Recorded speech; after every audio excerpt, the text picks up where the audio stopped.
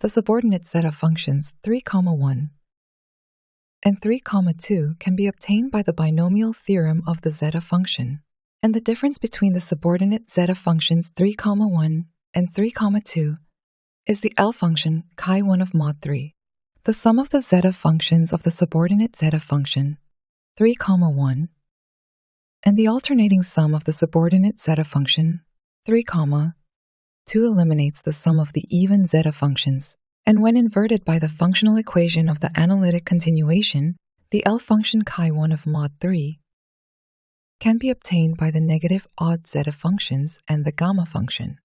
In the inversion of the L function chi1 of mod 3, the trigonometric function only affects the gamma function, and cosine and sine A are equal at the critical line, which is symmetrical. Also, the gamma function term is 1 at S equals 1/2.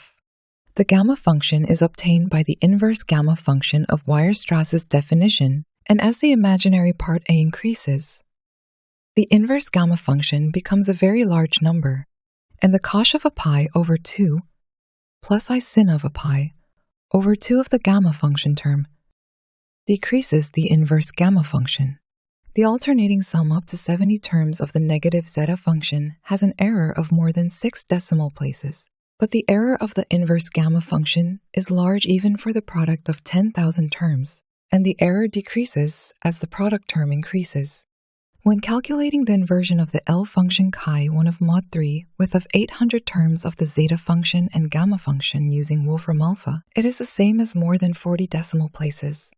The non-trivial zero of the L function of mod 3 is the same as calculating the subordinate zeta function 3, 1 and 3, 2 at E equals 8.0, 11.2, 15.7, and etc.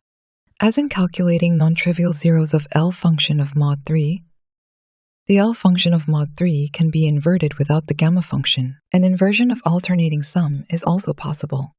Inversion involving the gamma function can eliminate even or odd zeta function terms and becomes a simpler form of alternating sum of zeta functions.